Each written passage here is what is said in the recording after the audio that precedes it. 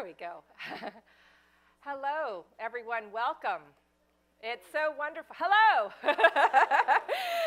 It's so wonderful to have you here. We have students and faculty and campus staff and a bunch of people from our wider Bay Area community. Welcome to the launch of Arts Plus Design Mondays, a co-curated lecture series around the theme of public reassembly. It's co-curated by a range of faculty and campus organizations, and I'm very pleased that 5 of those co-curators will be joining me to extend the conversation a little later in the evening. We alighted upon this theme of public reassembly because we think it's pretty resonant in a lot of different ways. Of course, it's pretty resonant today on September 11th as we think about the role of the arts and design in memorial, and even as we think now about how the arts, ritual, and design are providing spaces for citizens at times of debate and at times of memorial and mourning. Let me tell you a little bit about what we were thinking around this topic of assembly. For us, it has a number of different associations. For those of you in the arts, you might recall a history of assemblage, art as assemblage. It has technological associations as we think about the role of systems and what it is to arrange and rearrange systems and component parts. It has, of course, associations with democracy and with politics as we think about what it means to assemble together, what it means to speak and be heard in such occasions. And for us, it also has associations with school, the school assembly, and what it might mean to actually position the school assembly, maybe a school assembly like this one, as a site of social transformation, and also what it means to reassemble our school. So we'll be thinking about that for a while, and I have to say, in a role that I have right now at Berkeley as a Vice Chancellor, Associate Vice Chancellor of the Arts and Design, I find that my colleagues and I are also often in a process of reassembling our school, reassembling the component parts of our incredibly creative school. So as we have embarked upon that process over the last couple of years, it's been interesting and intriguing and brought up new kinds of questions, new kinds of puzzles and opportunities. So what I actually want to do tonight is start off by thinking more about these 4 core associations around assembly and set them against my running list of questions and paradoxes and opportunities as we navigate Berkeley's arts and design landscape.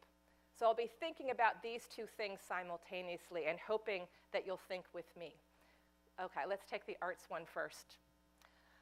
We talk a lot at Berkeley about comprehensive excellence. And I think about that when I think about the history of arts and assemblage. For people who worked in assemblage art, many of you might know that it was, art movement is an art movement that joins visual arts, painting, sculpture, performance, architecture, media, in all different kinds of inventive combinations. And I often find that we at Berkeley are trying to do our own assemblage of similar forms across formats. When we talk at Berkeley about having a university that is comprehensively excellent, we mean that it has excellence in all different domains of human inquiry. And I always think it's important to make sure that we know that that comprehensive excellence is matched by a kind of comprehensive creativity. So what happens when you actually bring leading departments in art history, in visual art, in performing arts, in design, film, and new media, together with leading organizations, presenting organizations like Cal Performances and our amazing museums like the one we are in tonight, and imagine putting them in one assemblage or in a shared platform. To me, it's pretty breathtaking what we have going here if we could work toward a comprehensive narrative. So a lot of what we've been doing at the Arts and Design Initiative is trying to create more platforms like the one tonight where we can feature a lot of different campus organizations, a lot of different creative forms in one space. So sometimes that means creating a new massive website that takes a very wide embrace across all creative forms and across a number of different organizations. Sometimes that means creating new maps and new tours of our campus, a little different from the tour one might get from our standard campus tour, to show students and parents and community members all that we have going creatively, from design engineering through environmental design, through visual arts and performing arts and more. And sometimes it means taking over the campus Snapchat account, where we asked students to tell fellow students their favorite creative spaces around campus, where they introduced them to visual art spaces, to performing art spaces, and more. Again, putting this all together in a shared platform has been incredibly fun, an incredible and interesting act of assembly, and really gratifying when everyone gets that there is so much going on at Berkeley. And we loved our 200,000 views on Snapchat too.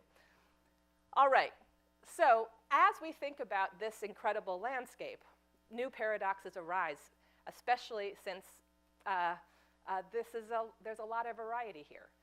So that brings me to say one of my first questions, a perpetual question, and some of you in the room have even asked me this. You might ask, who are these creative spaces for? Are they for would-be professionals, students who want to become top artists and designers, celebrity actors like Chris Pine or John Cho, sculptors like Bruce Beasley, or alums like Mark DeSuvero, or filmmakers like alums like Tiffany Shlain or Charles Ferguson, and many, many more who have incredible achievements across the creative fields? Or are these creative spaces for people for whom the arts and design are part of a passion, part of everyday life, and whether they have professional aspirations is less of a question than how much they love to do and how much they want this to be part of their lives, and provides a different kind of mode of expression? And in the answer to both questions, I think, has to be yes, that we need to be creating a space that offers different points of entry for students who have different kinds of aspirations. I think about it now at a campus that has a viola-playing chancellor, a photographer for a provost, a guitar-strumming dean at the business school, and many, many more who actually understand the importance of the arts in their lives and what it does for them personally, as well as what it does for them socially as they move about in the world. They, and I see faces here, lots of people all around Berkeley are living proof of why that word amateur descends from the root meaning to love. That love has to be part of our creative landscape. More questions. The arts and design itself, even thinking about those terms. The Arts and Design Initiative, in fact, prompts us to think about what we mean by those terms. When we're talking about the arts, we're not just talking about fine art, we're also talking about the performing arts, about film, media, literature, and more. When we're talking about design, we're talking about design engineering, as well as architecture, as well as design thinking. And that's a pretty rangy set of practices. They are varied. They have different traditions. They have different value systems, sometimes even contradictory value systems. So part of what I think is interesting about being at a place that has that variety is that we get to have some bracing conversations about what these terms mean, about where there is connection and where there's disconnection across different fields, about the practices that like to travel under that word art and those that like to travel under the word design, and where there's mutual collaboration or where they learn from each other. Yes, and sometimes there's parity across arts and design forms too, as our colleague Stephanie Sayuko is so good at doing. So another key element around the study and practice of the arts and our assemblage here, I think, has to focus on the fact that we work and do our creative making not in a vacuum, but in a context, a context that has been built across histories and draws from different regions of the globe. The fact that we get to pursue the arts in a context that has such a bold liberal arts education, the fact that we do so with leading humanists and social scientists and with collections and libraries that are part of a big, wide research culture creates different kinds of opportunities. I would say that we know a little something about what it is to join making with thinking, and I'm looking forward to making sure we learn even more. We know, of course, that historical knowledge gives practitioners new eyes on their present practice, keeps them from reinventing the wheel. We know that encounters with difference recalibrates our sense of who we are as people in the world now. And it is that kind of context where we want to create more and more connections across creative making and critical reflection, to build the muscles of critique and the critical function of the arts. It's a huge part of our research culture here. It's a huge part of the opportunity of working across the arts and design here. Okay, there's other opportunities too of working at Berkeley, working across a research university, and that allows me to segue to the second association, to think about assembly as technology, and thinking in particular about what it is to put together an assembly from different component parts. Any gadget or machine that comes to you in the mail always reminds you assembly is required. And there's a lot of assembly required at Berkeley and in a lot of our laboratories and art spaces. But this is, to me, a chance of really thinking about how the arts and design have been joined to STEM fields, to science, technology, engineering, math, and to think about how deeply the connection across those fields has been at Berkeley for a long time, long before that popular acronym STEAM started to circulate.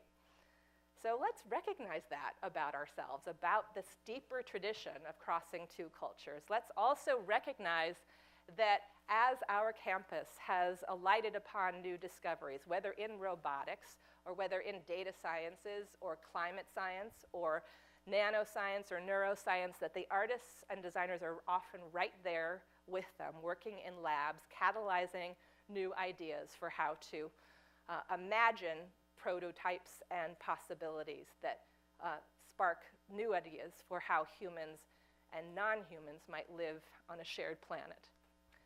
So that's pretty positive. That's pretty exciting about what it is to join all of these fields together. And there's individuals here who have been really key for helping all of us think about these relations. If creative use of new technologies is so forward-thinking, however, it seems to me that it's important to start to get clear about what our stance is here in this incredible, powerful region that we live in, the Bay Area. So we talk a lot about what it is to be working in and near Silicon Valley and to think about all of the many ways that new technologies have been disrupting all different aspects of our social lives. It seems it's also important right now to think just as creatively about what kind of world those disruptions are producing. Can we think a bit more about the joining of science, technology, design, and the arts in ways that are mutually productive? Can we think a bit more about how the tech sector and the cultural sector might work together productively in support of each other rather than in some degree of indifference or sometimes antagonism, but productive antagonism? And again, we at Berkeley should be a leader in helping think about that, thinking about how creative technologies might be working on behalf of the arts and on behalf of the social good. I think about it next to actually many of our partners here from the East Bay who are here as well. Again and again, it seems the East Bay becomes the conscience of the region, and we could be even more forceful about that. All right. speaking of conscience, and Berkeley's role, let's think a little bit about assembly and democracy. That's the association that's on everyone's mind, of course, and as it should be. At Berkeley, we've been thinking a lot about assembly, in many ways, it's always interesting, I think, when we notice that the legal language around assembly marshals an aesthetic language as we think about time, place, and manner of productive gathering. And we're thinking a lot about those elements. And thinking, and appropriately so, about what this word free speech means at Berkeley, the home of the free speech movement. It's appropriate that Berkeley is having a conversation that is so necessary for the nation. As we all know, so many things of importance happen here at Berkeley. Or, as we often like to say, this is what democracy looks like. At the same time, we're also thinking now about what this phrase free speech means, especially when it has become something of a roving signifier with a lot of different ideas about what it's referring to. And with that, also coming to terms with the dialectic between supporting freedom of speech and also safety and security, and the costs of promoting both. As our Chancellor, Carol Christ, has said, free speech is not free. But the kind of debate that we're having internally about that dialectic is not just an important conversation for Berkeley, it's an important conversation for the nation, for all different communities and cities all around, not only our country, but the globe.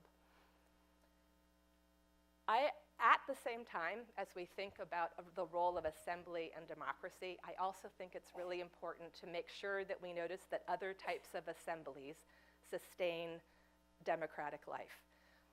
It is, of course, the case that we need democratic institutions that sustain free speech, but also attending to access to fair housing, access to food, access to healthcare, access to education, access and the maintenance of a free and independent press, meaningful employment. You can go on and on thinking about all of the different social issues that are important for sustaining democratic life. And that's also, those kinds of assemblies are also just as necessary. So all around Berkeley, many of you will know, we have researchers and students working at every sector about how to imagine the delivery and the sustainability of all of these democratic values in new forms appropriate for a 21st century. And at the same time, I'll submit that we have artists and designers working deeply with them at every turn, whether we are offering the theater as a place for thinking deeply across race and gender, whether we're offering new design modules for thinking about what it means to sustain environmentally climate-friendly cities, whether we're offering a choreographic space as a venue for veterans to mourn and to heal, or whether we're mobilizing the imagination of a public artist to help us think about affordable housing again and again. There are so many different ways that we are trying to mobilize a creative life for thinking about these core social issues. That happens in lots of different ways at Berkeley. It happens in ways that are visible and sometimes less visible. It happens in theaters, it happens in galleries, it happens in workshops, it happens in laboratories, it happens in our classrooms, it happens in office hours. All of the different ways that we try to work toward using creativity to explore and promote the greater good, especially at a time when we're not always clear that we agree on what the good is. Sidebar, come to Arlie Hochschild's event next Monday. So those kinds of opportunities, those kinds of connections across Berkeley, again, sometimes we get a picture of them, sometimes we don't, are part of what I find so essential about being here. And the fact is that it's a little easier for a photojournalist to take a picture of a police action at the end of a rally than it is to document the ongoing daily work of social transformation. But that is also what democracy looks like. And that commitment to that creative commitment to daily social transformation is Berkeley's story. And that is a story that needs to be told as well. All right, we're coming to our school. Coming back to school and to thinking again about how the school assembly might be a site of social transformation and what it means to reassemble our school. Many of us here, many of my colleagues here are thinking a great deal about the future of higher education, thinking with our students about how we provide an education adequate to the world that they will encounter after graduation. What, indeed, will the future of work look like? We are often asking. It's quite clear that it's looking less and less like the assembly lines of the industrial era and looking more and more like a laboratory, or that more and more we realize that whatever work looks like now, it will look different later. And probably what we need is to create educational environments that prepare students to welcome that change, to be leaders in ushering in that change as we think about different ways of joining humans and technology, as we think about different ways of cultivating, say, a range of intelligences, of having citizens who know how to think technologically, verbally, visually, sonically, kinetically, about how they occupy the world. We want to have more and more flexible educational environments that encourage the kind of flexibility we know that they're going to need after graduation.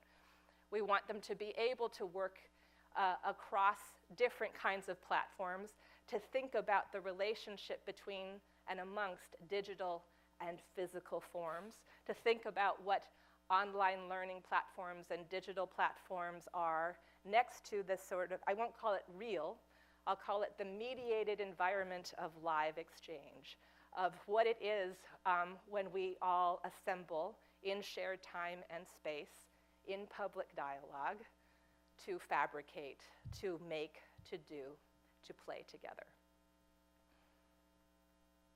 So if we want to think more about how to offer a school that does all that, we have to also think about what it is to sustain our school.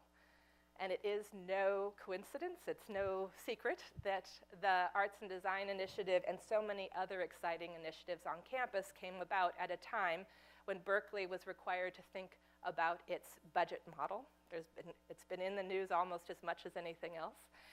And what it means to sustain our university at a time, for instance, when 13% of our operating budget comes from the state. Have to do some thinking, right? But that reduction in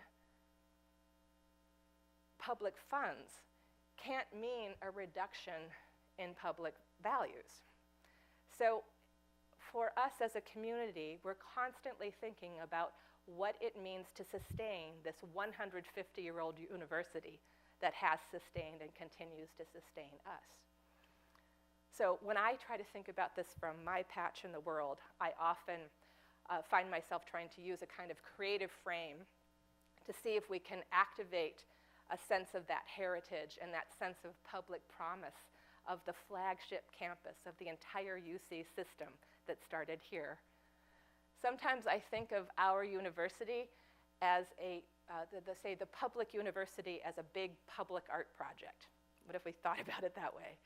Or to use some design thinking to reframe a bit about what we think this university is and what our connections and functions are that might be right under our nose but that we don't necessarily see.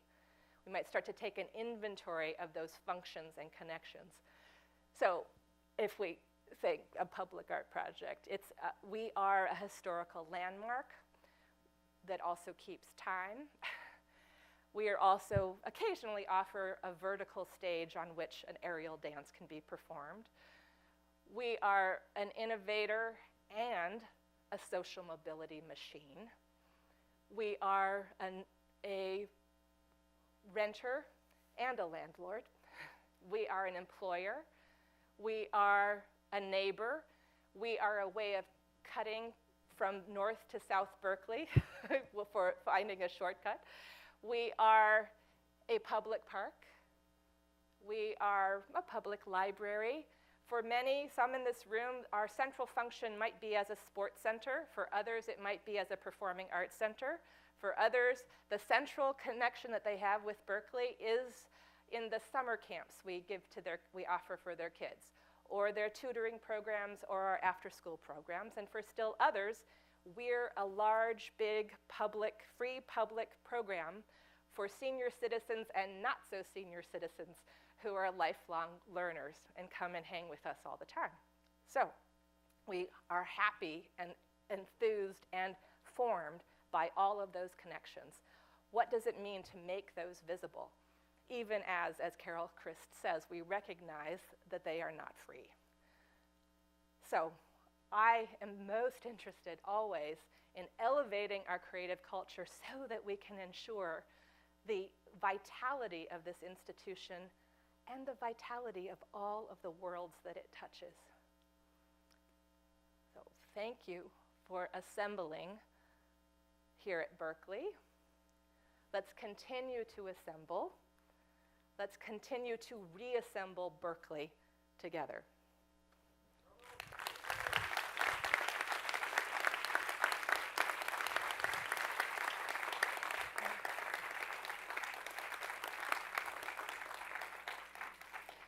We now have an assembly from a range of campus positions who have their own thoughts about the term and speaking from different parts of this institution. Here, oops, sorry. There, sorry. I had an intro slide. It's okay. I'll just do it. I'm Okay. Bryan-Wilson. I'm professor of modern and contemporary art. Can you hear me? No. Hi, I'm Julia Bryan-Wilson. I'm professor of modern and contemporary art, and I want to thank Shannon for this invitation. We're each supposed to speak for something like 5 minutes around some of the key terms, and that was a lot that we just absorbed, so I'll try to just sketch a little bit about what I'm thinking in response to those really generative, interesting comments. And I am here in part to share my thoughts on rethinking publicness and the practices of assembly at this moment. I will begin by saying that we are embarking on an academic year on the Berkeley campus, certain to be charged by conversations around who is included and excluded in the collective sense of a US public. And here I refer to the alt-right that is descending upon us in a matter of days, and to the Trump administration's attacks on dreamers, LGBTQI folks, communities of color, and many others. It is all the more imperative, I believe, right now that we take seriously the promises and the perils and the urgencies of gathering. In my own teaching, I have investigated how artists and activists have utilized visual languages as a complex site of resistance, including a large lecture course that I teach entitled Visual Activism, in which we explore the performances, art objects, graphic interventions, and photographs generated around social movements since the 1960s, and I'm showing you a sticker designed by Fabiana Rodriguez, who attended Berkeley as an undergraduate, and this is a campaign that she generated around support for immigrant youth. I will also say that my class, Visual Activism, came directly from a conference that I co-organized with Dominic Wilson of SF MoMA and Jennifer Gonzalez at UC Santa Cruz, and has just had many afterlives that I continue to be very grateful for. This evening, I've organized my brief comments in direct response to Shannon's important points about amateur making, which is a topic very close to my own scholarly commitments.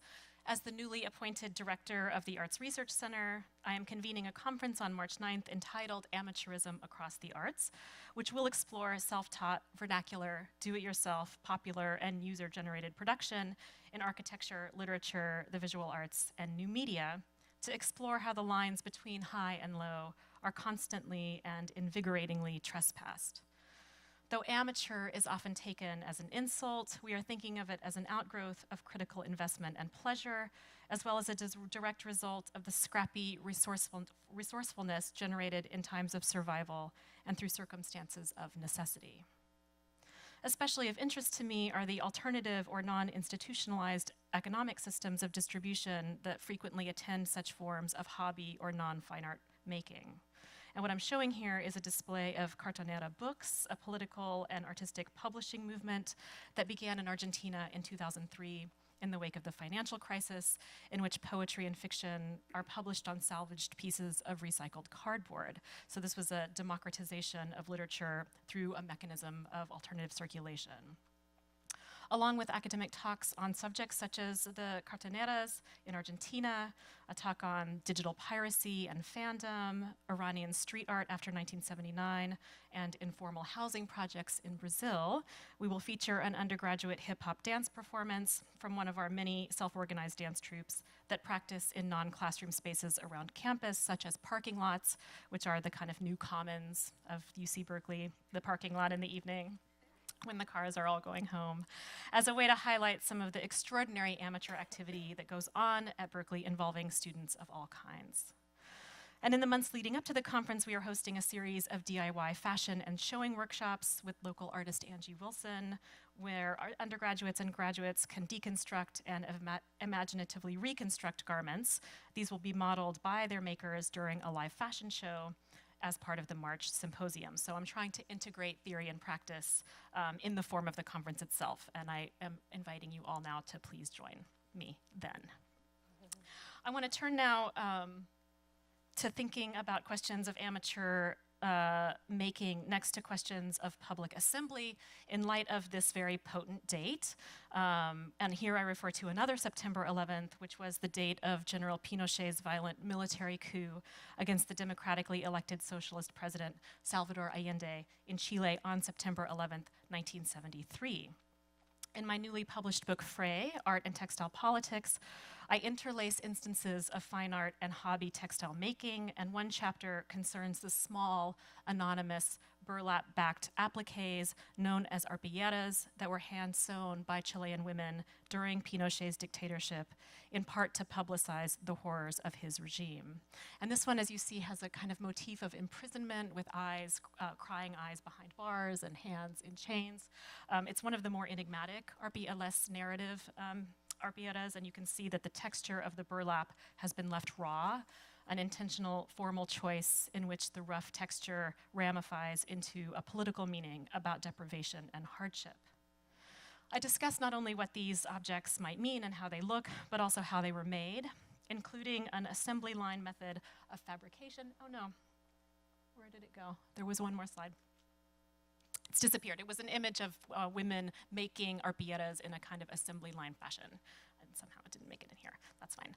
I discussed how they were made, including an assembly line method of fabrication in which the women teamed up to cut and piece scraps of cast-off fabric more efficiently than if they were working individually. Some have argued that this assembly line method resulted in a diminishment of the artisanal achievement of the arpilleras because they became somewhat standardized, but the women themselves, the makers themselves, understood this as a model of solidarity in which they pitched in to assist each other, took group responsibility for the applique design, and shared a sense of authorship. In other words, I'm concluding by connecting the topic that has brought us together, public reassembly, with some of the other meanings of assembly. That is, the potentially meaningful stitching together of cloth and the act of social conjoining in which multiple hands contribute to collectively make something new. Thank you.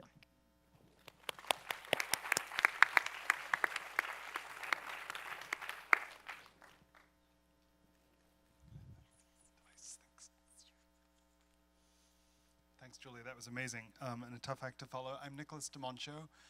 I'm director of the Berkeley Center for New Media and faculty in architecture and urban design. And I was caught by the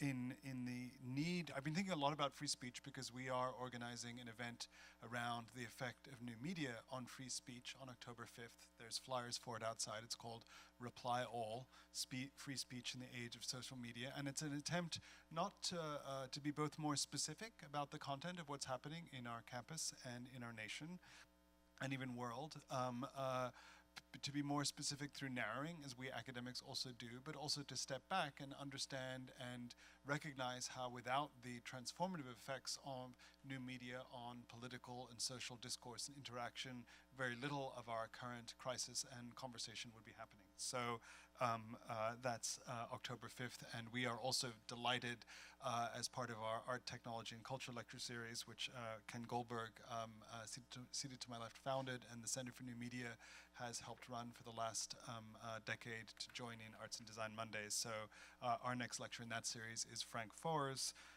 lecture called World Without Mind, it's an introduction of his new book, World Without Mind, on the effects of specifically large media corporations on public discourse. I'm going to answer Shannon's challenge by going back to a quote that we all know. It's emblazoned on the front of the Free Speech Cafe on our campus, and the quote has always stuck in my mind as an architect, and I wanted to figure out exactly why, and so I did so for you tonight. But Savio says, and he's reflecting unfortunately towards the very end of his life in 1994, he says, "To me, freedom of speech is something that represents the very dignity of what a human being is. That's what marks us off from the stones and the stars. You can speak freely. It is really just the thing that marks us as just below the angels." And this is such an interesting thing to say about free speech. It is distinctly Berkeley, of course, but it is distinctly American. And I wanted to go over a little bit of why. My captions are wacky sizes, but that's going to be okay.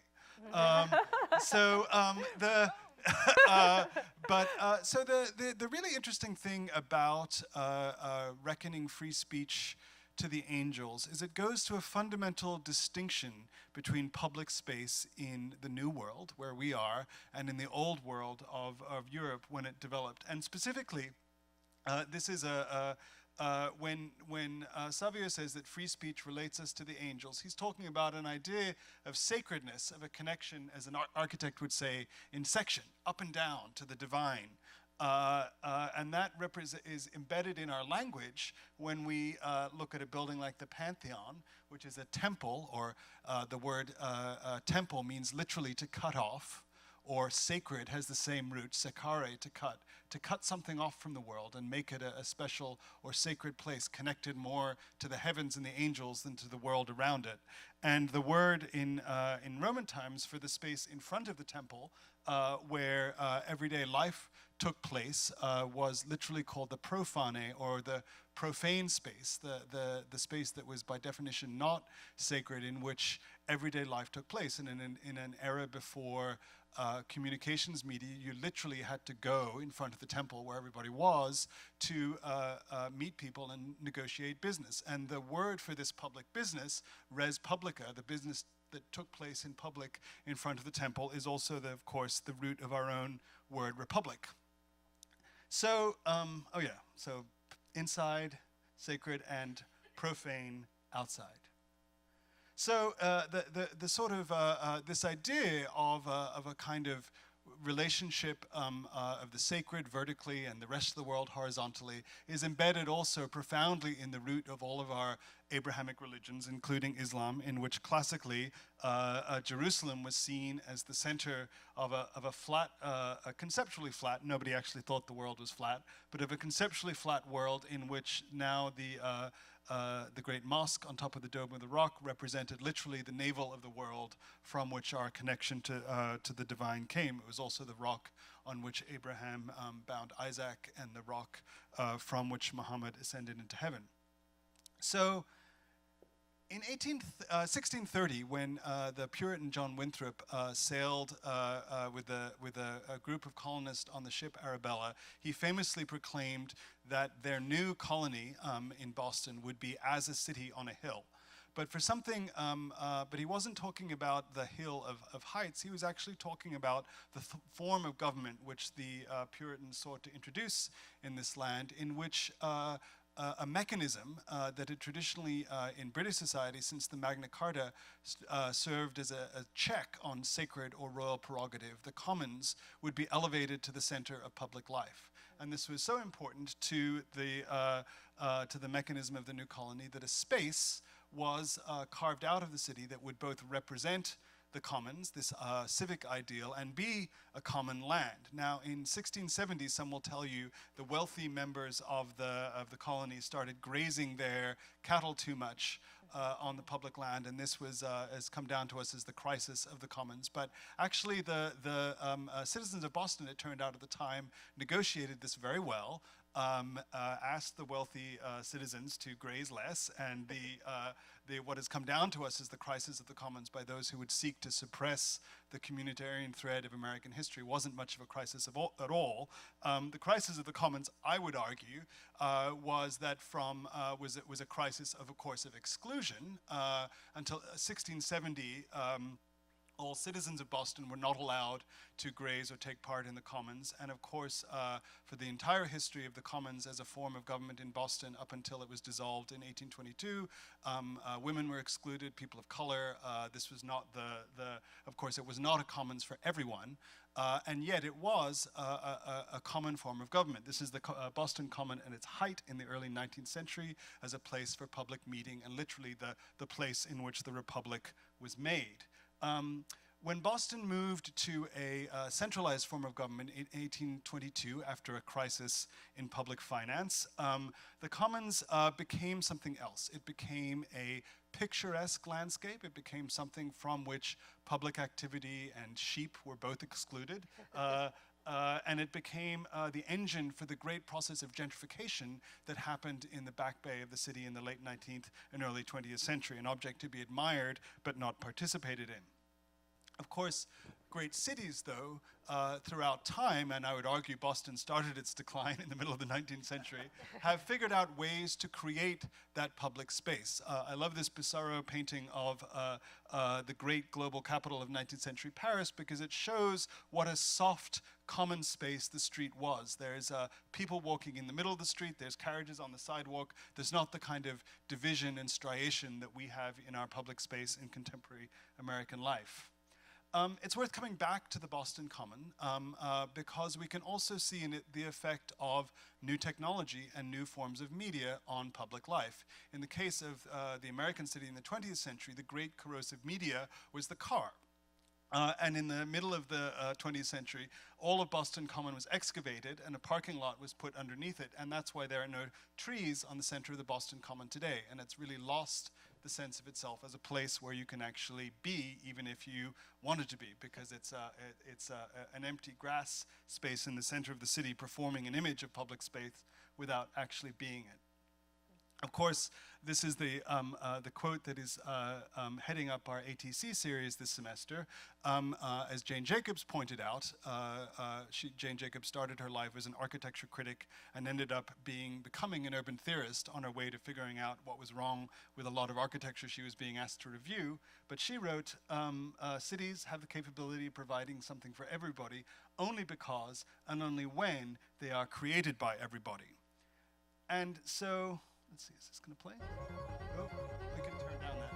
You don't need the Koyaanisqatsi music, but I show my students this clip of Grand Central Station sped up from Koyaanisqatsi because it shows how much of public life and public space is not about freedom, pure freedom at all, but rather about mutual awareness and negotiation. And so I was so delighted when I looked into the history of this quote from Mario Savio and found of the last sentence that I've never seen published with the quote from the interview. He says everything he said before. It puts us just below the angels. And then he goes on to say, I don't want to push this beyond where it should be pushed, but I feel it.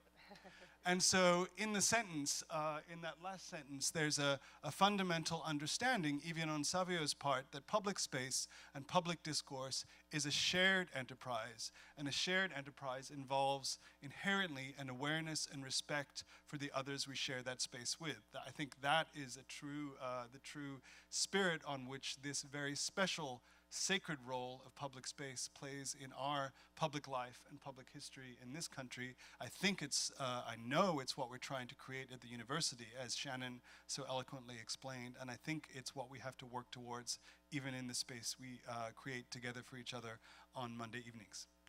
Thank you.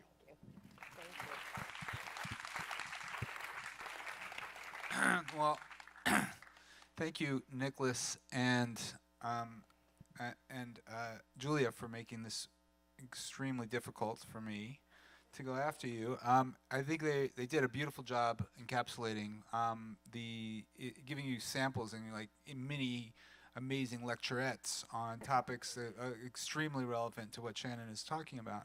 And I want to thank you, Shannon, by the way, for your ongoing energy and creativity in doing what you're doing tonight, which is bringing us together from many different areas. And I'm coming from engineering, so I'm feel completely out of place here. But I guess what I'm interested in talking about is the sense right now that it seems like we're living in a moment of disassembly.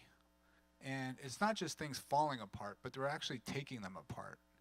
And there's a sense that everything is the things that we've carefully put together over long periods we're dismantling. So in the sense that Julia and Nicholas alluded to earlier, I think that this really does call for a response on our part, and how we as intellectuals, as scholars, as people who care deeply about our culture, try to think about how we can address these developments. And I wanted to pull up this other division between the art and technology, or science and art in a sense, because it is sort of along the lines of what Nicholas just talked about the division between the profane and the sacred. There is a fundamental difference and division between the sciences and the arts. We see that operating all the time in different forms across the campus. But it's interesting to me that it really goes all the way back to the etymology of the words, that science is to split or divide, and art is really to join. So art has that function of bringing things together in interesting ways. And I've been, and I think that when these two come together, there's this clash. There's a very fundamental dynamic that happens when science and art tries to come together. It struggles. I mean, I think it's always going to struggle, but it's always going to be a dichotomy that tries to resolve itself. Mostly in the last few years, I mean, specifically in the last year, I've been really thinking about another division, and this is between the human and the machine. And specifically, I've been troubled by a lot of the rhetoric that's been out there around what I call singularity. Oh, yeah, that was a slide I forgot that I had there. Division between within the tech community, there's this division between the Muskians and the the Zuckians, because so Musk has famously said that AI, we're summoning the demon, and we're going to be overrun, and we must prepare for this inevitable overlords. And Zuckerberg is like, hey, it's not a problem. It's this isn't as advanced as people are saying. And then they both trade off this beautiful, basically saying that neither one of them knows what they're talking about, which is fascinating. But it is around this rhetoric around the idea or the term singularity, and this really comes out of science fiction. It's got a huge cachet in Silicon Valley and around the Bay Area that we live in, and I feel like it's very counterproductive, and it's because I don't believe it. First of all, I think it's super overrated, and I know I sound like a heretic to question the artificial intelligence. But everyone I know that works in artificial intelligence, or actually does know what they're talking about, agrees that a lot of the claims are extremely overrated. So the talk about self-driving cars, this is going to happen anytime soon. I mean, in approximately next year, Lyft and Uber, and I can tell you right now, it will not happen. We're not going to see self-driving cars or taxis or trucks probably for the next 10 or even 20 years. The problems are extremely subtle and complex, and yet you wouldn't know that if you just read any of the publications, including the New York Times. So I want to offer something in contrast to the singularity, this idea that this monolithic AI is going to come and take over. And this is something that I call multiplicity. So multiplicity, I'm borrowing this term, has a long history from Deleuze and Guattari and Bergson and others, but it is a contrast to talk about the idea of, instead of the AI as something alien and that will supersede humanity, starting to see it as something that can actually bring us together in new ways. And by that I mean that it can help us to rethink some of our assumptions. One of them being that in AI we can actually prove that when you have a diverse set of classifiers and you combine them, you actually get better results than if you have a single classifier. So this is known as ensemble theory. It turns out that the fundamental aspect of that, and it can be quantified, is diversity. So it points to the power of diversity in a very, very profound and specific way. So, and I think that also has a lesson to teach us about human diversity. And we know this to some degree with the recent results around collective intelligence, that when groups of people come together and the groups are diverse versus homogeneous groups, the diverse groups consistently perform better at problem solving, at innovation, a number of techniques. What's interesting is we don't really understand why or exactly how that works. So we don't really know how to put together or curate these collections of individuals. But I think that's an important challenge and an interesting science for us to really think about. And I would also even go further to say that if we start to think about artificial intelligence to the degree that we will see advances, that we can start to think of that as just another form of neurological thinking, another form of thinking. So that what we should be thinking about is that we should bring that intelligence to the table and engage with it and see it as another element of diversity, not something that's going to dominate us or take over, but just something that we need to think about how we can partner with it in interesting ways. So I think that idea of multiplicity opens up all kinds of new questions, again centered around diversity, and is very constructive, and it leaves very much of a place for the neurodiversity that we all experience in our daily lives. All right, and I want to now leave you with this. Come back to the same slide we were all using, which it's part of the reason I came to Berkeley, I have to say, was that I still idolize this moment, and I'm so proud of our legacy around free speech. It means so many things, as you're hearing tonight, and I think that it is something that is going to be really come into focus in the next few months. That it is our very fundamental value and principle, and that we are going to be called upon to defend it. And I think there's so many interesting questions about how we do so. I don't think that the obvious thing is right. I think that we have to rethink everything all of our assumptions around this, and we're being challenged in a really provocative and I think important way. I don't think that these provocateurs who are coming to campus are just something we should be dismissing or rejecting out of hand as in some way enemies. I think we should start to understand they have something. We're being asked to really rethink how we engage with alternative ideas, and I think that idea, that process of engaging with dissent, is something that bears revisiting. Thank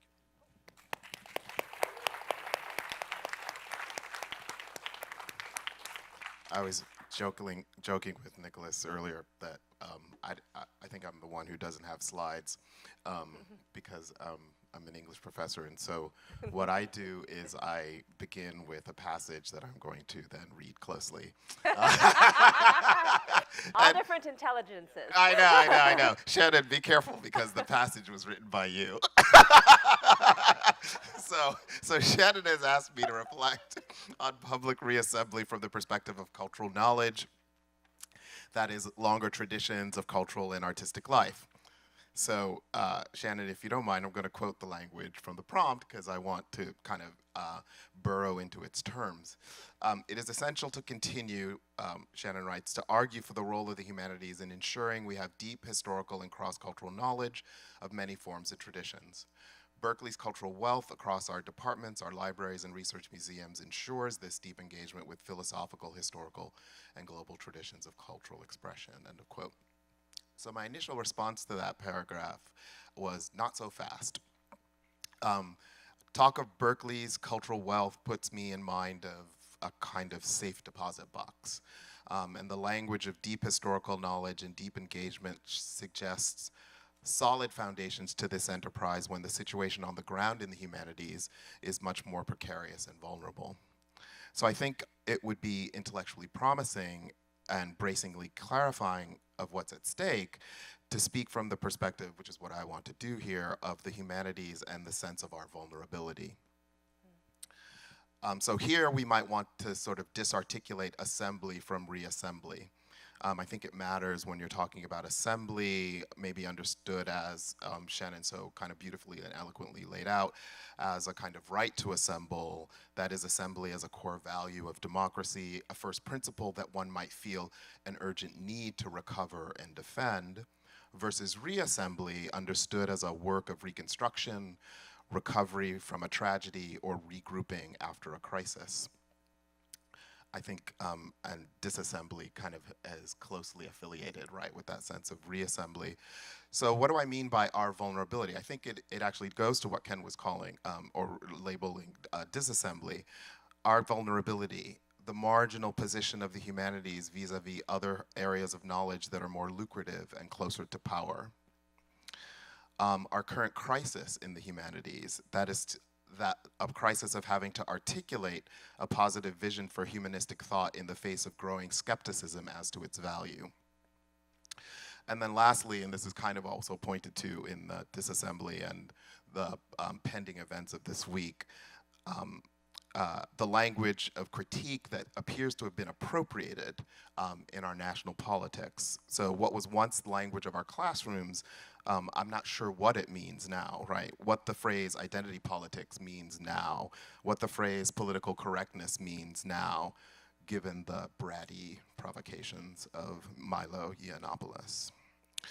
The new age of unsubstantiated allegations, conspiracy theories, fake news, a generally kind of outlandish indifference to the truth.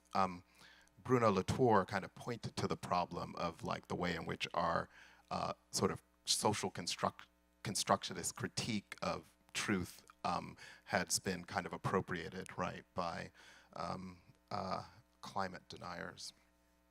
So we're going through a moment of difficulty in articulating that positive vision for humanistic thought.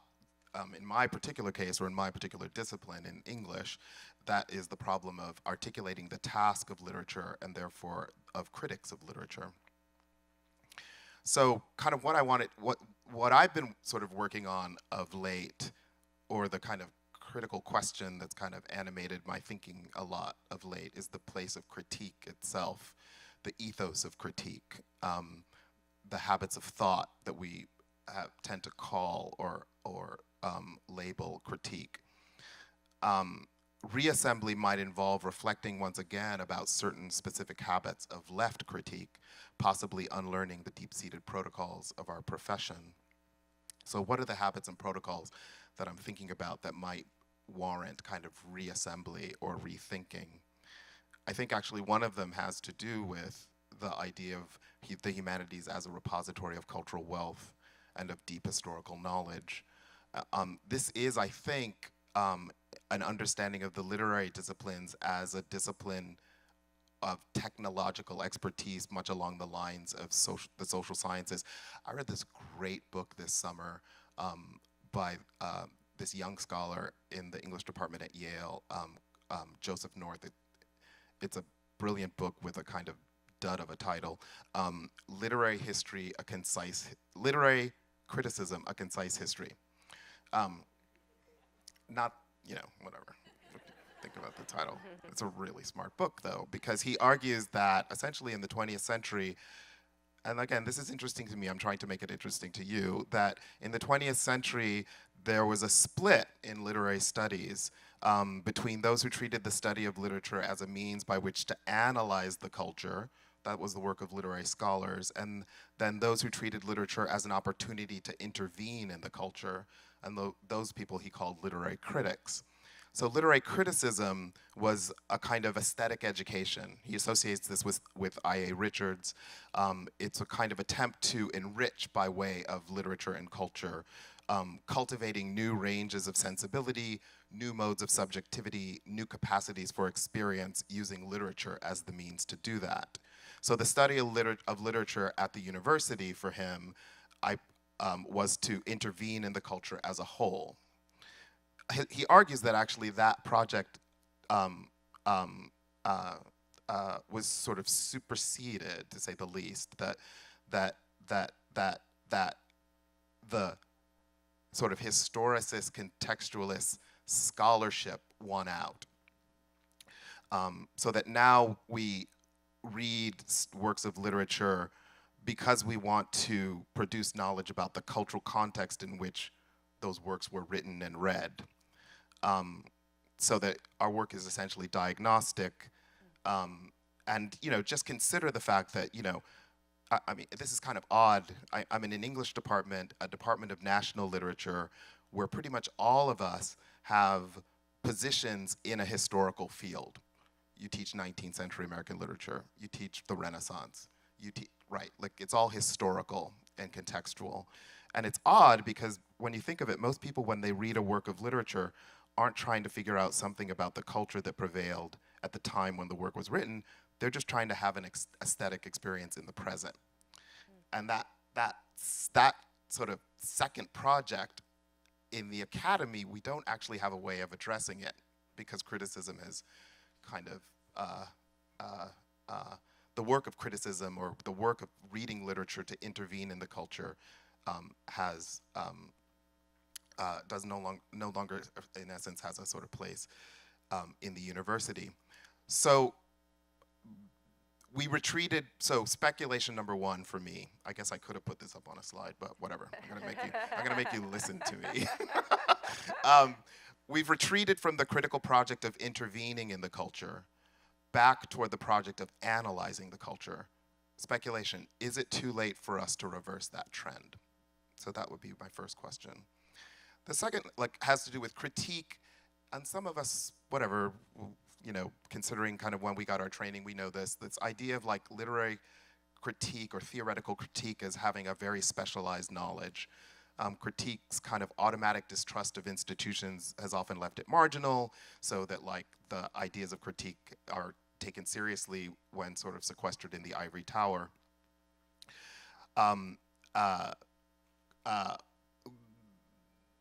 That kind of specialization has tended to kind of foreclose any return to the values that drew many of us to the work of art, literary or visual, what have you, in the first place. Aesthetic pleasure, increased self-understanding, moral reflection, ecstatic self-loss, heightened sensation, right? Those things are kind of foreclosed from us in the kind of transformation of critique into a kind of professionalized language. So speculation number two then would be something like we might renew our attempts to forge stronger links between intellectual life in the academy and in the non-academic world by finding a way back to those reasons that many of us were drawn to the study of works of art. And then lastly, the thing I wanted to sort of talk about lastly was the kind of commitment or the idea of critique, a pedagogy of critique as a kind of commitment to the overthrow of power, a kind of vision of the transgressive and oppositional impact of critique, which assumes two things. One, it assumes the sort of vanguardist role of the scholar, but it also assumes serious thought is always marked by a kind of reflex negativity. So the critic is the critic's role is one of heroic resistance to all these sort of social pressures to conformity. I had this quote I wanted to read. I think it really kind of gets at the kind of conflations of agency that happen in the academy, and forces me to kind of think again about what political agency looks like as distinct from critical agency. It's by Robin Wiegman, a sort of Americanist at Duke. She writes, quote, "Because the notion that unmasking, debunking, and other acts of intellectual smashing are now thoroughly institutionalized in American studies, no less than across the humanities and interpretive social sciences as a whole, the claim to progressive political critique is not exterior to disciplinarity, but a constitutive agency of its professional authority." I was kind of reminded when I read that of, I don't know if people have been kind of reading, if anyone has read Richard Reeves' new book, Dream Hoarders. It's the book where he kind of essentially argues that the problem isn't the 1%, it's the 20%, the top 20%, the sense that the kind of problem of inequality in America is a problem of the top 20% reproducing its privileges and passing it on, right, to its progeny. So for me, that makes me sort of pause around the project of Berkeley, because while on the one hand we can pride ourselves on being an instrument of social change, and I just gave a talk at Oxford this summer, which reminded me of how much Berkeley is a school that's dedicated to social change. Woo! So while we can pride ourselves on being an instrument of social change, we must also acknowledge that we are in a position of reproducing the structures of power. We need to ask whether the political positions claimed by the professoriate here and elsewhere add up to a politics that by any stretch of the imagination might be recognizable in ways that actually matter. That would be like my third speculation. So a final thought, a little bit anecdotal, but it really rubbed me the wrong way, and I kind of want to throw it out there because whatever, I want to get under your skin.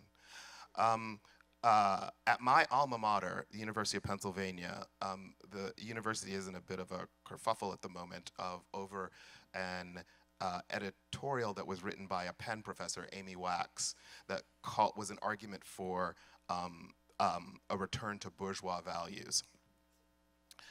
She argues that, and it's a cultural argument, it's kind of offensive.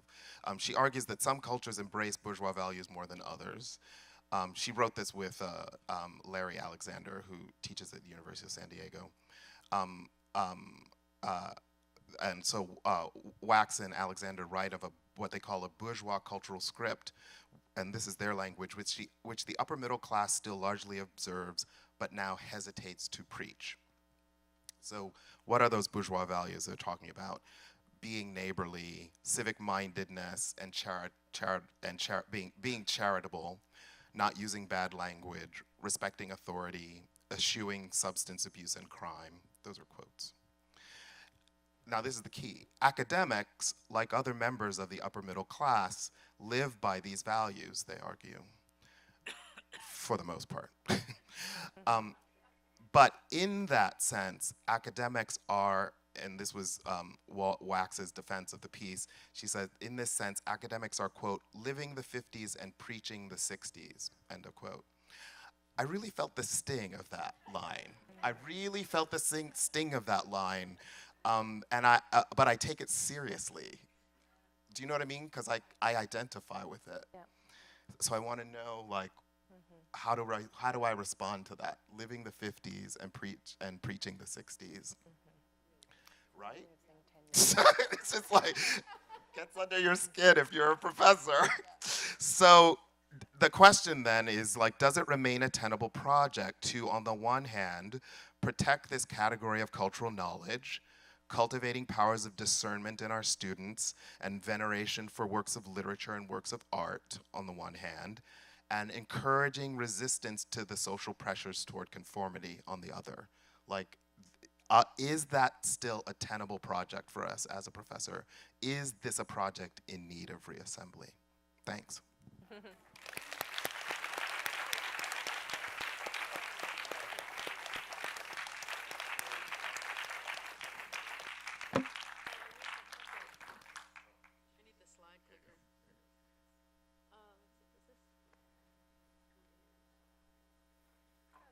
So, I'm Deirdre English, and I'm from the Graduate School of Journalism. And I'm going to start by telling you what you already fear is true, which is that journalism, much like global warming, the situation is already worse than predicted.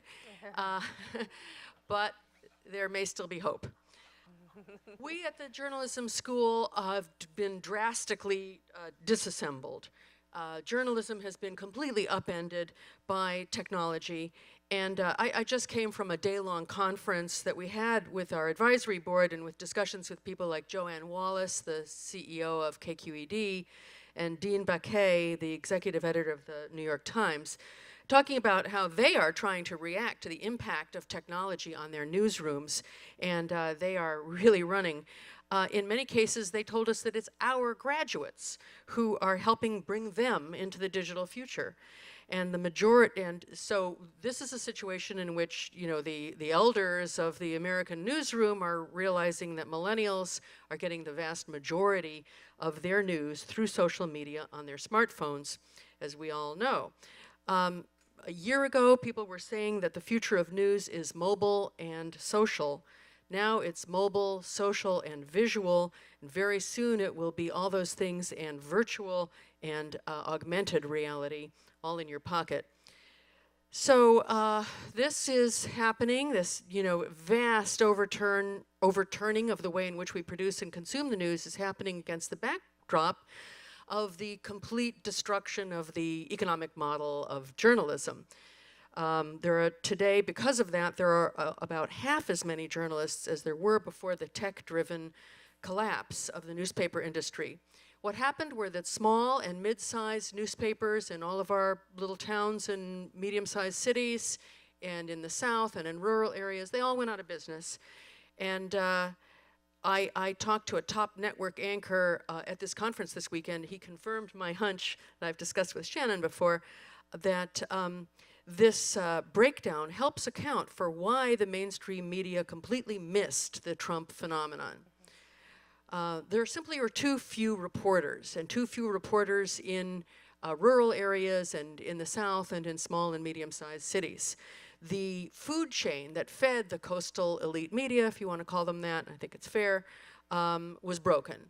And these kinds of journalists are truly an endangered species today, a lot more than coal miners. Now, this is not to excuse the New York Times and the Washington Post and the other coastal media, including here in California, which failed. Journalism failed completely to see the Trump phenomenon coming and to warn about what was out there in reality. And that's got a lot to do with what I said about the breakdown of the business model and of the feeder media, but leaving only the elite, but also because they relied so much on polls, partly to compensate, and finally also because of the insularity of their own Twitter feeds, which overlap extensively with other mainstream news services so that they're really just listening to each other. We'll talk a little bit more about that. So today there is, instead of what used to exist, there's now a vast new online world of amateur news sites that may or may not be producing news that may or may not be fake, and where it's often easier to make a living from fake news, which is sensational and clickable, than anything that you might call real news. For example, it was a great story by NPR reporter Laura Seidel, where she actually went and found a guy, knocked on his door, a fake newsmaker who's making $10,000 to $30,000 a month, sending out lies about Hillary during the campaign, and he wasn't even a KGB agent, just a California-based guy trying to make a living. He said he tried doing anti-Trump ads, but they just didn't sell as well. So we're still at the tip of the iceberg today of learning about what Facebook has been withholding about the way in which Russians targeted ads to vulnerable zip codes that they may very well have obtained from the Trump campaign, soon to be discovered, but doing certainly the same thing that Jared Kushner was pioneering in the Trump campaign in terms of targeting vulnerable individuals and vulnerable zip codes and then magnifying the reach of these Russian paid-for ads through Facebook. We'll know more before long, I hope, and it won't be a pretty story once it is eventually all disclosed and Facebook is forced to come clean. Breaking news, Jared Kushner has just been dismissed from his position in the Trump administration because of these developing legal implications of this. Did you get it from Deirdre? Within the last, yeah, you heard it here.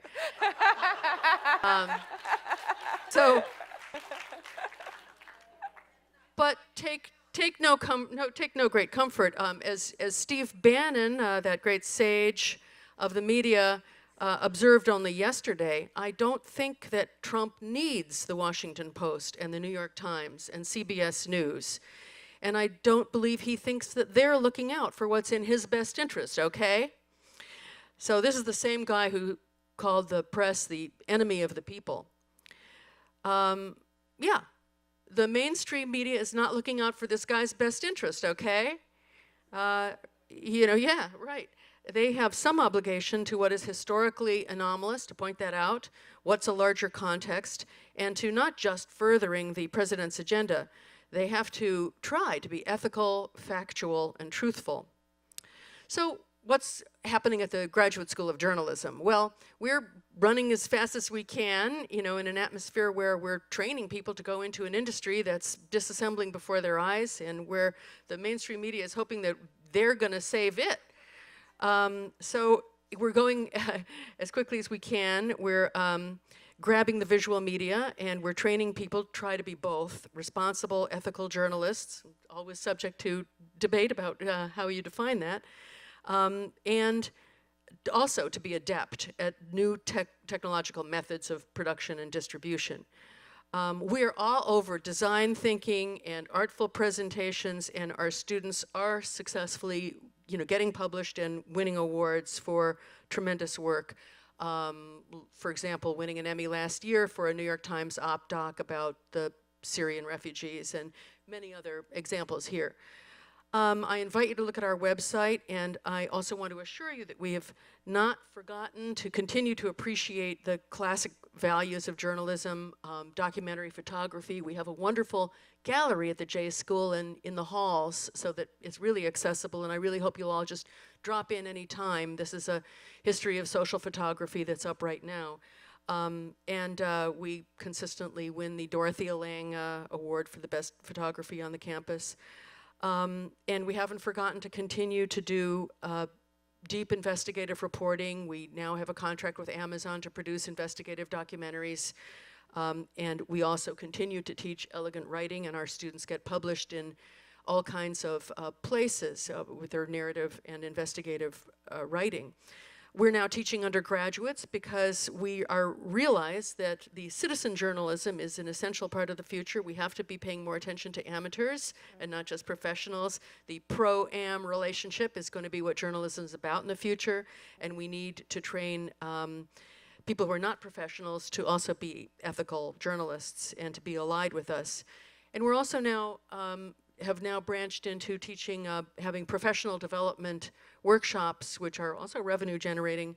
And this is one that's coming up, I think, on September 29th that people can attend to try to teach, people outside of the graduate school some of these skills.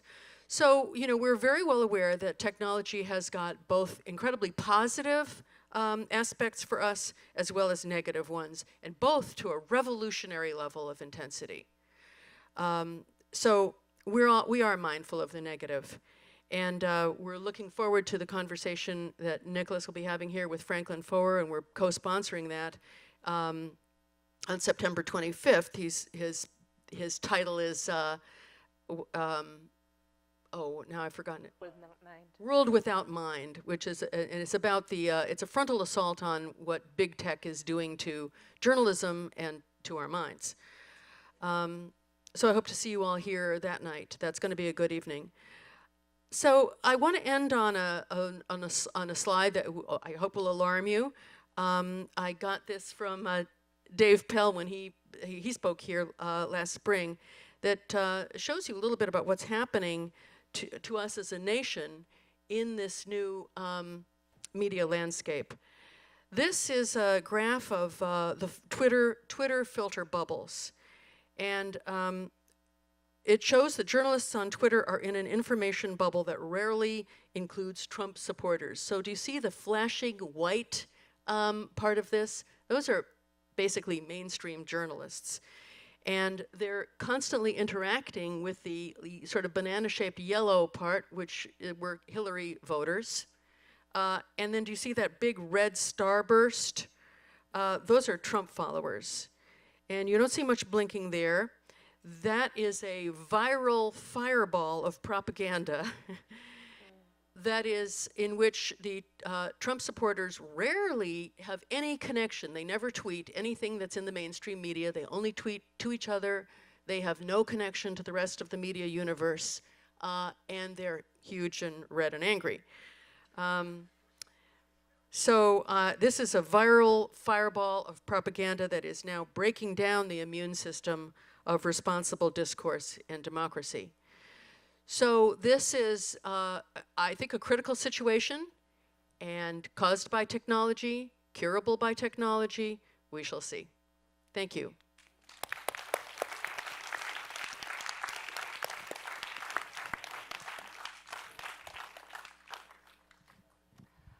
So, what an amazing group. Thank you. Can we have one more round for this incredible group?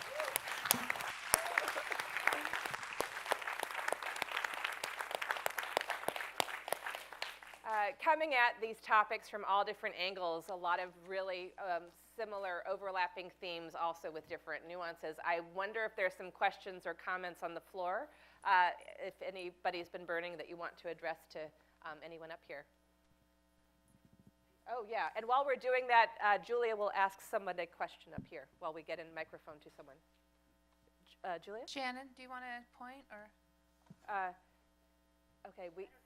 Okay, first Julia will, I think we have one up here, so we'll pass that around ourselves. Julia has a question, and then Or maybe it's Nick, do you have a question after that? comment. Okay. Yeah, we'll I pass guess it to I'm Nick then. feeling so defensive about this professors living in the 50s and preaching the 60s, and I just want to say that I think I aim to, even if I don't make it, I aim to live in the 80s and preach from the 80s, preach to the 80s, live in the 80s, in the sense that, fully, in the sense that I'm so inspired in my study of visual culture and in my sense of activism by the amateur activists who became great experts of the AIDS Coalition to Unleash Power, and how artists, graphic designers, etc., queer folks in New York really reskilled in a radical way and became experts in federal drug policy, etc., and did, in fact, intervene in culture in a really profound way through artistic practice and through, anyway, so I just feel like I guess I don't feel like I really am not feeling, the 50s resonance for me is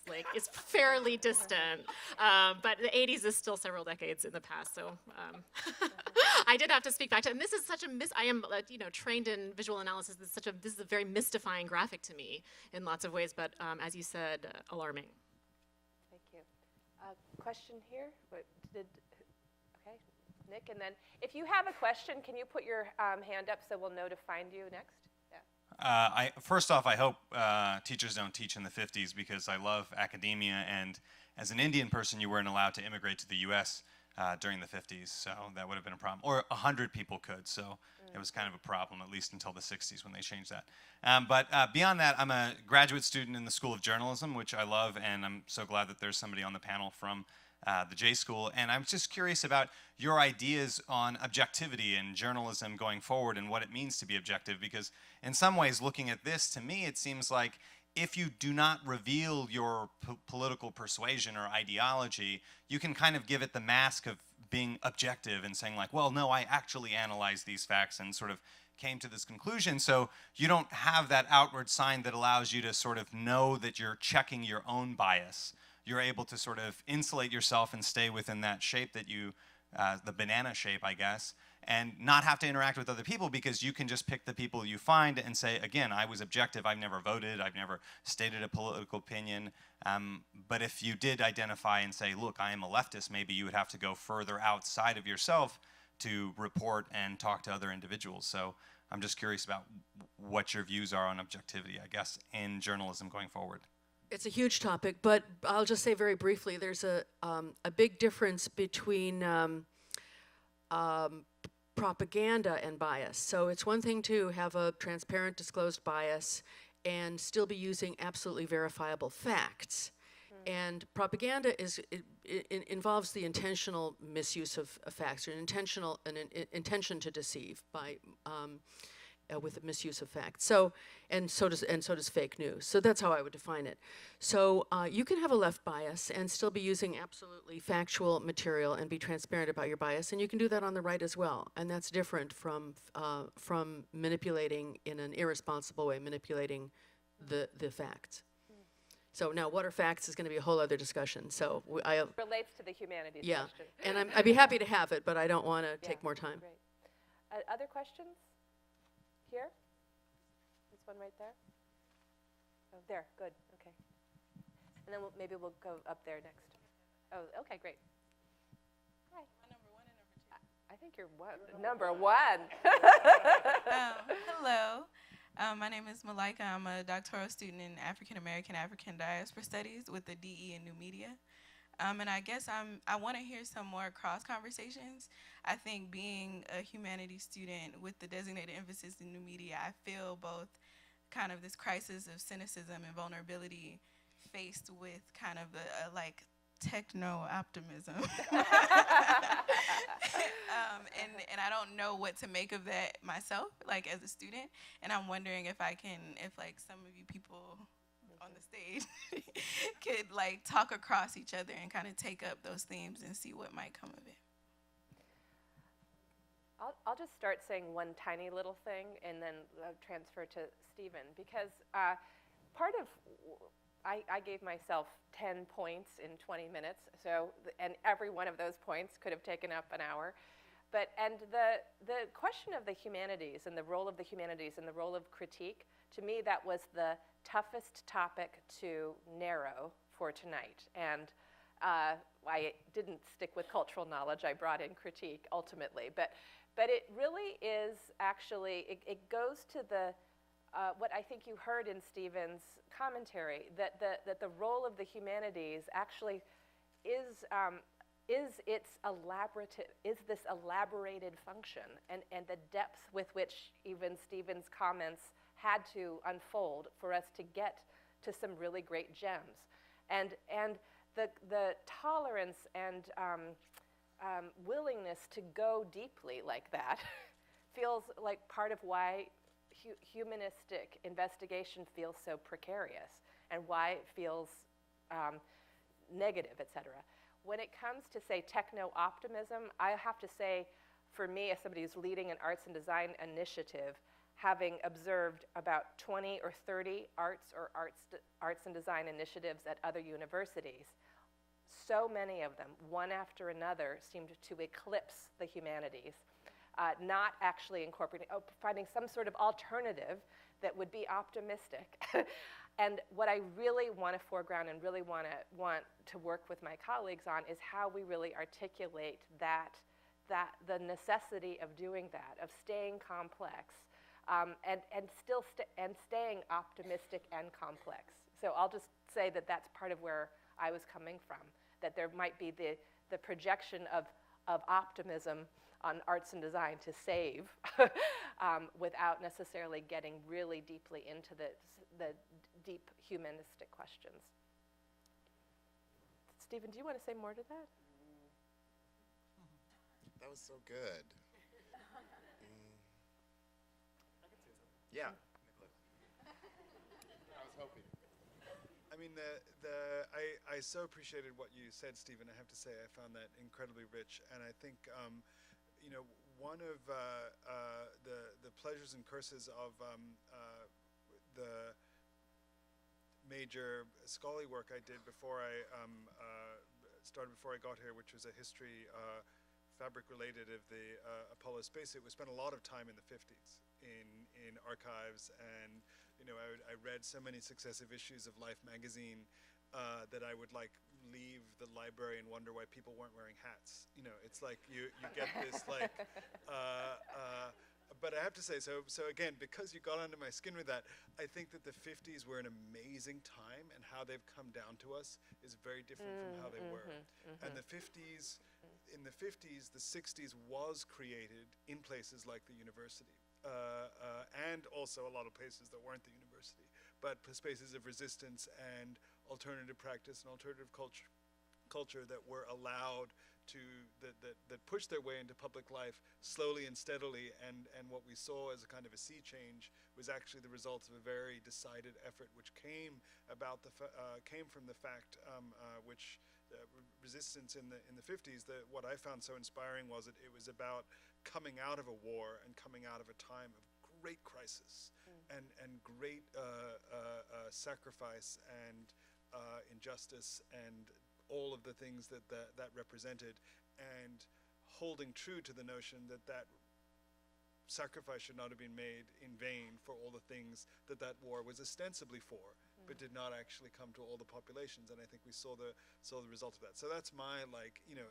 in some ways whereas in the 60s, if you spend a lot of time with it, resistance became like chic and reflective, and a lot of people like wore berets, you know, that didn't necessarily have any, you know, and so it was easier. And so I would say that, you know, in some ways in the university at Berkeley, we're living in the 60s, but in an era in which we're trying to once again learn the lessons of the 50s, which are, you know, how to plant the seed of something that may not fully flower until a decade later, but needs to be cultivated and planted now. So that would That's be the unheralded work of Yeah. what we actually do here. But I think as an architect who is inherently working across the arts and the sciences in this way, I would say that my conversancy with I'm more conversant in some ways because of my own work with the history and theory of technology than I am with the history and theories of texts and articles in the humanities. But I'm often quite cynical about technology as a result, and often very optimistic about the humanities and their ability to simply reshape with words and with cultural and creative practices, ways of seeing, ways of looking. One of the value of those things that Stephen was trying to highlight for a sense of the sublime and an entity larger than oneself. Our technology these days is very focused on the self, which I guess I was trying to talk in a little way earlier about how the best parts of our society often are not. Right. There's another one. Was there another person here? Okay, great. Go ahead.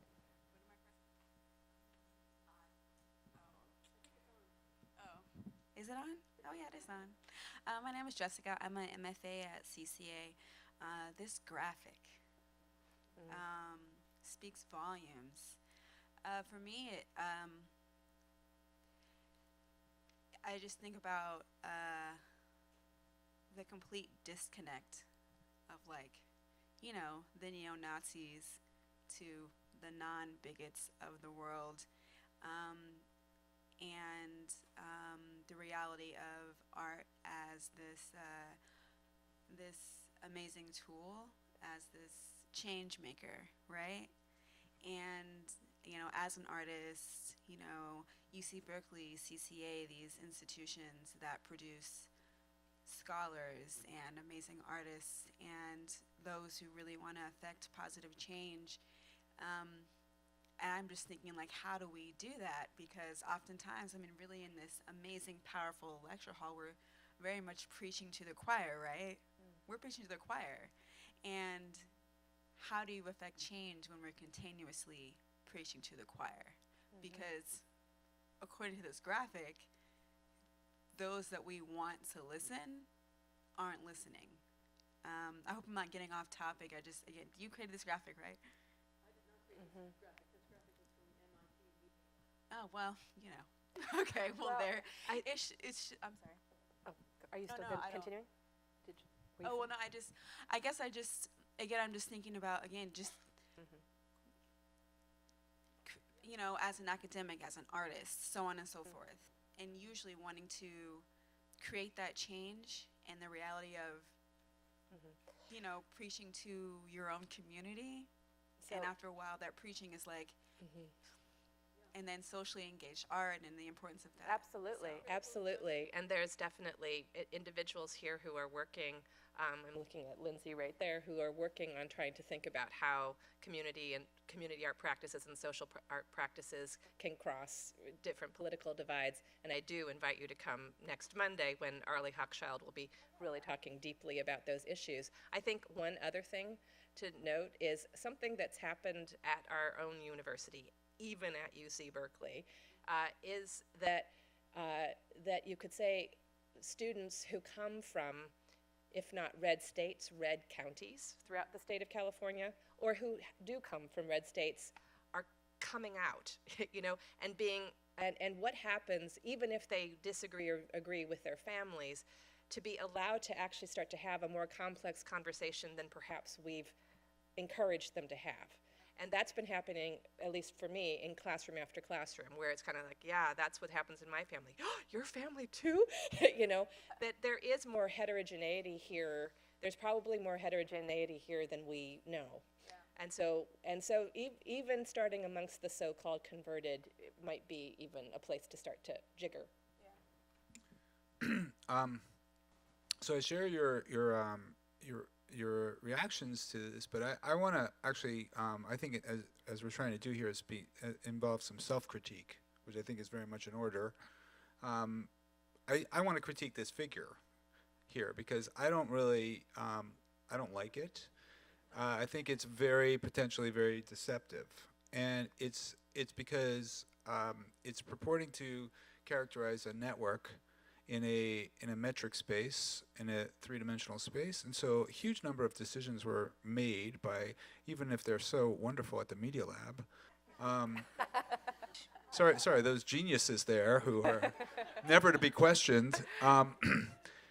You have to just question any visualization like this. So it's filled with assumptions, and just the coloration, and it's a propaganda piece in my mind. It's very much telling you exactly what you want to believe, which is yes, there is polarization out there, but it visualizes it in a way that I don't think represents actually what it really very accurately.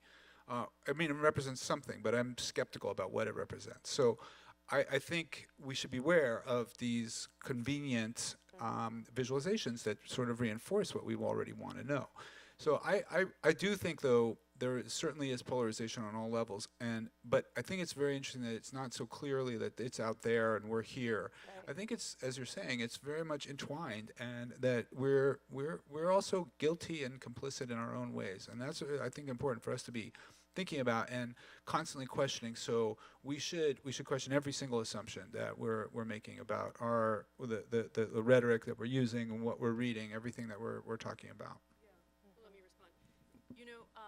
I have pages and pages of information that I can share with you that's not mine, but comes from them about the big data that they used, the algorithms that they used, how they got this data. So I think it has perhaps more legitimacy than it might appear at first. I certainly think that coloring the Trump supporters who are tweeting to each other red was perhaps an editorial and perhaps an editorial decision that you might call propagandistic. It doesn't fit my definition of propaganda, but it certainly might be biased.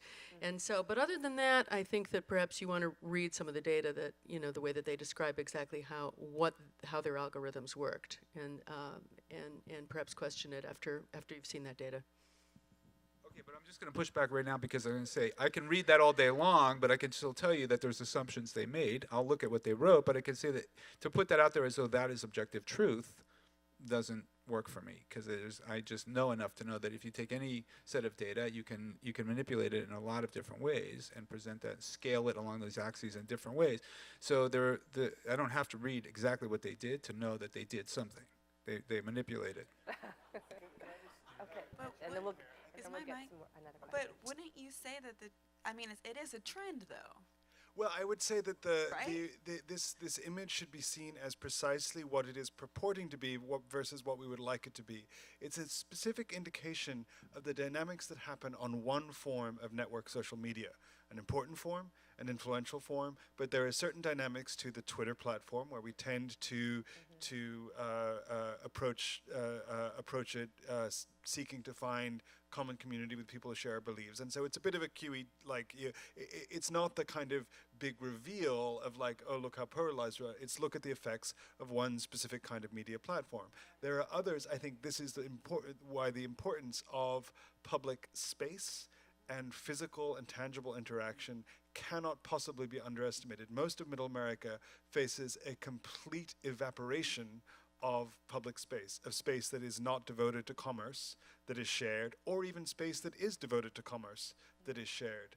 And we are not, we are willing to, research after research has shown that even something as simple as the intervention of the shell of a car causes us to be perfectly comfortable being complete assholes to each other, excuse my language, in a way that the intervention of that, if that simple, pane of windshield is removed, we behave in completely different ways. And so we are mostly willing to be completely civil and kind with each other, in person, in the flesh, in the moment. Bourgeois values. Yeah. I don't think that's a bourgeois value. Honestly, actually, I really think it's not a bourgeois value because there is, in fact, compelling research that communities of color and disadvantaged communities have better social links on the person-to-person level in urban networks. During the most recent heat wave in Chicago, the mortality rate was actually higher in upper income and in middle income neighborhoods than it was in lower income neighborhoods, not because there was more air conditioning in the lower income neighborhoods than the upper income neighborhoods, but because the difficulty of surviving in the city in a community of color or a community that's disenfranchised forces far greater social connection, so people were aware of where the old people were, of where the shut-ins were, and took care to do them. So I would actually, I think the bourgeois values thing is total crap. But I would say that there are values about how we relate to each other in physical space that are essential, and we have seen a failure of media and technological transformation as many of those modes of operation have been evaporated or distended from our interaction, and we get something as simplistic, a simplistic medium that produces a simplistic diagram. It's very complex to me. That doesn't. I think it's very complex okay, too. Oh, sorry. Okay, we'll just take another question. Sorry. Thank you for your question. Hi. Sean Burns. I teach on social movements here and direct undergraduate research, and I was supposed to get my kids 15 minutes ago, but this has been too interesting. So I'm lingering at the door. I guess two short observations, and they actually both come off Ken's talk. The first is from the early provocation of just the joining and the cutting, the art and the science. And you could hear in tonight, Julia, it sounds like your work is a good example of like how looking at amateur and vernacular artistic movements as challenging how art, of course, has played out in certain respects in reinforcing social division over time, and how these certain sort of movements challenge that. And so I think that it's clear that there's been, of course, division related to art. It's not all been about joining, and that there's been reaction to that. And then on the other side of things, that in science, the story of sort of how physics has re-understood itself over time, and how ecology, I'm thinking of Fritjof Capra's work where he talks about ecology emerging as a kind of like mother science in this era, and how that challenges the cutting too, right?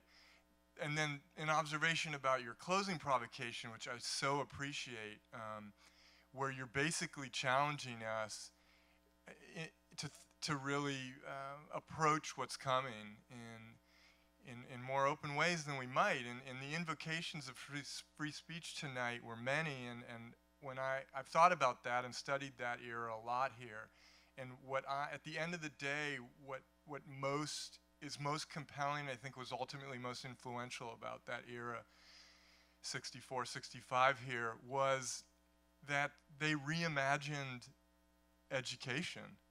And they did so because of the spaces that, that they found themselves in, that created a context of connection and debate and reflection that constituted that rupture and that cracking open for what education was going to mean for them.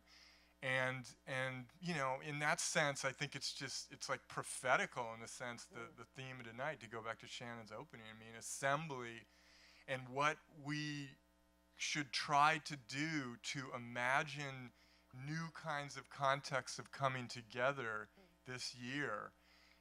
It's so hard to do because shit's going fast and we're so busy, and like the people who are like you know, like I walked around campus today and everywhere you saw these posters about the Shapiro event, you know, that BAM and, you know, no, refuse fascism, all that. They're just out and they're crossing campus, and like, you know, I wasn't out there planning events and getting up posters yet, right? I'm just like responding to emails. Right. So anyhow, I really celebrate what you've already done to map out stuff over this year, and let's go further and create those spaces and generate the ideas we need to, you know, make the kind of impact we want to across the campus community border, and reimagine what we do and what we want to be within the context of a larger society. You know, cheers to that. Thank you. There's one here. I love the thing. Really what they did was reimagine education, reimagining the school. Do it again. Okay. Yes. Yes. Is it my turn? Yes. Sorry. Microphone instructions. My name is Claudia Stanger. I'm a graduate of UC Berkeley, 1972, in comparative literature. I was here for Kent State. We shut the campus down. It seems to me you all are trying to do what we did without shutting the campus down. And I ended up, that was a semester, I don't know if there's anybody in the room who was here during those times, where it was up to professors what happened. And so we went to classes in living rooms, and in some cases, my astronomy class was just canceled, and everybody got an A. But the requirement was you leave the campus, you go out. And I ended up registering voters at a card table in Emeryville. I lived in Emeryville before it became cool. So I guess my question is, if you're thinking that your goal is to get beyond the 20%, what, if anything, are you all doing to get your students off of campus and into the broader, wider community of people who aren't looking at the posters on campus, who aren't thinking about what's going to happen? These are the people who are going to work in Richmond and Oakland and San Leandro. And how are you all, as teachers, professors, educators, scholars, and lovers of freedom, what are you all doing? I will give a quick plug to something that was announced yesterday, which is the participation of a team from UC Berkeley in something called the Resilient by Design Bay Area Challenge, which is a national program funded by the Rockefeller Foundation, in which the Bay Area is trying to anticipate the effects of extreme weather and other catastrophic events, and work on relating the physical resilience of our communities to their social and economic resilience. And over the past 3 years, a team of us collaborating between both Berkeley and CCA has thought about the importance of getting students involved in a very fundamental way in this rethinking. And so students in our programs in both architecture, planning, landscape, and new media will be working across the year with communities across the Bay Area, as well as practitioners and other academics, to try and build all those kinds of resilience together. We'll just pass it down. I want to say that part of, did Julie have something? That I have a mic, so I don't have to. I forgot. One thing I really want to say, first of all, is I think that there's utility in coming to class sometimes, and we are thinking about what the assembly of the classroom is, and how new learning environments have to be created there as well. But the other point that toward the end of my remarks I was trying to foreground is how much so many of our students are already out and about off campus. And when we're talking about those tutoring programs, and we're talking about public school arts educators in public schools, or we talk about all different kinds of community engaged projects, our students are out and about all the time. It doesn't always take shape as a protest, but it takes shape as the sustaining of democratic life in their community. So that is a huge part of actually what happens here. I will say from my wonky bureaucratic perspective, what we want to do is create more frames to claim that, to notice that, to fortify that. We're talking about creating a co-curricular transcript in order to capture all of that kind of creativity that is actually happening out in the community. It is what it is to be here. So I do want to say that part of it is about claiming how much and how porous the relationship is between our students and this wider community, and we need to claim it and make it visible.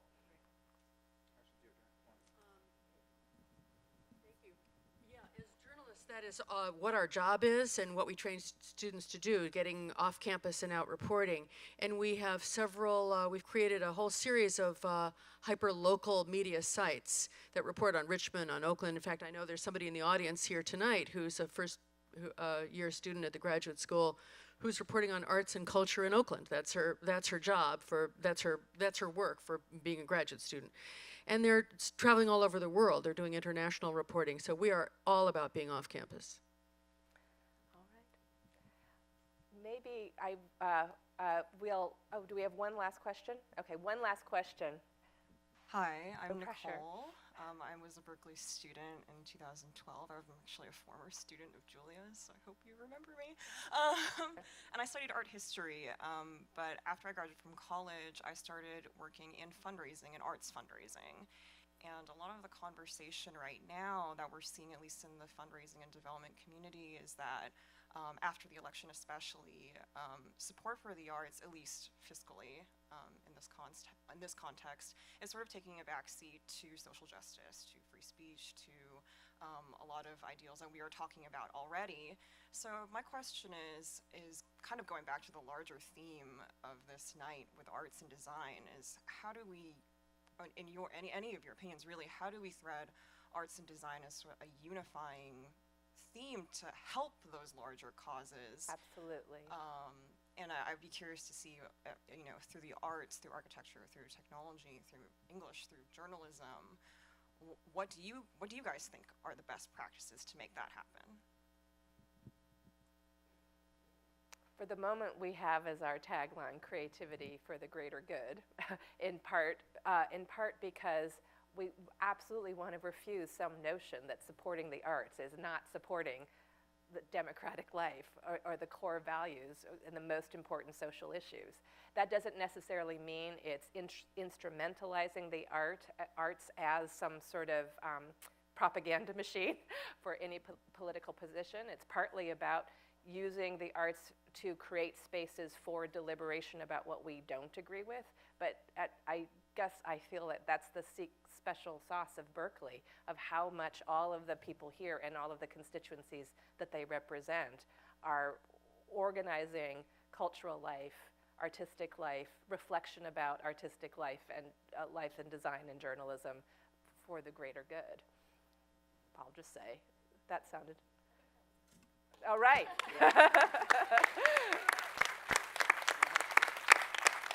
All right. Thank you all, those who stayed late. We hope you'll keep coming every Monday night. Thank you for those who stayed late with us. We appreciate it.